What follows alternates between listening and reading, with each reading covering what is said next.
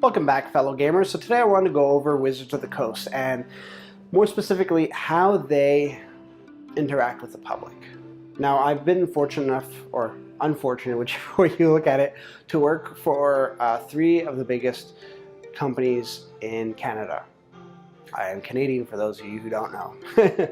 And I've worked in the social media slash marketing realm for about 6-7 years now, and so I've been very hands-on with the way brands handle social media and what their views are. And in all three instances, they've been terrified to death about A, admitting they're wrong, B, interacting with people on social media and how they say certain things. So everything needs to be very specific, and also who interacts with their clientele.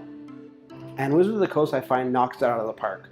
They don't have an easy job. Their social media team is, in my opinion, fantastic. I've actually done business studies and made whole presentations based on Wizards of the Coast's social media strategy and what they have put out front facing.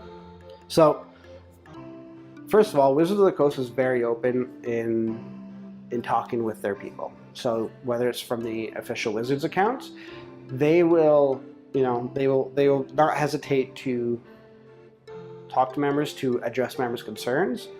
They were pretty active on Reddit, and I think they've kind of pulled back the last little while because there's a bit of hate going on, which I can completely understand.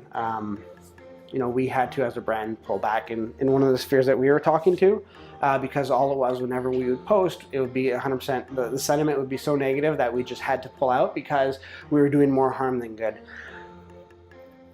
But at the same time, Wizards of the Coast still has certain reps, like, not even reps, they're not even official reps, they're, like the rules manager. We have a few other of the big guys and girls that actually interact with people on Reddit, and they're not social media advisors. Like Matt Tabak, as I mentioned, he's the head of the rules department or whatever that's called, and you see him, he's interacting with people under the Wizards of the Coast branding beside his name, and he's a Wizards of the Coast employee. In the past, the brands that I worked for, they would have like turned white if somebody did that. We were very we were under very strict rules to inform the rest of the organization in all three instances that under no circumstances were you to talk to anybody under the guise of social media and representing the brand, because that was the job of the social media team. And it wasn't like we were scared, it was just that was what the PR department and the investors department had one and decided. But then you have Wizards of the Coast. Look at the issue with the pro player that happened in, I think it was March or February. And Wizards of the Coast, more specifically Helen Bergeau, I apologize if I did not get that name correct. I'm not working with the script right now, so I can't have anything written down. That policy was extremely unpopular. So one of two things happened. One is that Helen was there on Twitter talking to people and discussing it. I can only imagine, like the PR team must have so much trust in their employees, because that's fantastic. As a consumer, I love seeing that. And as a fellow social media professional, I admire that. I admire the way that they are able to speak to people and to be quite frank and honest. Now, obviously, there are certain things that they can't say, and they are definitely told. Like Mark Rosewater says it a numerous amount of times on his Tumblr, and if you aren't following it, I suggest you do. It's a pretty fun read.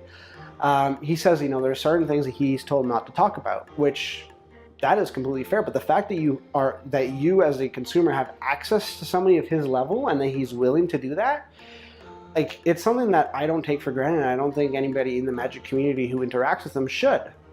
And it sucks sometimes when you see him and he's getting berated and the questions are pretty rough, and I feel for like sometimes I don't want to do my job on like when I'm working on social media. Sometimes it's not fun.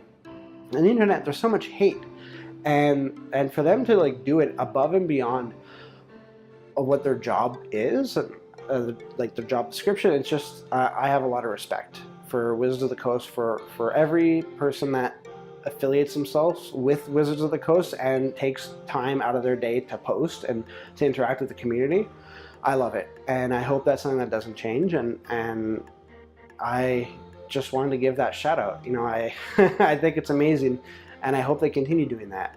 And I know that they have, you know, and the way they work with their influencers, like when they spoil cards, you know, like you have, you know, various YouTube channels, various websites, blogs that have dedicated spoiler cards to them. That's a great influencer program. It creates brand advocates.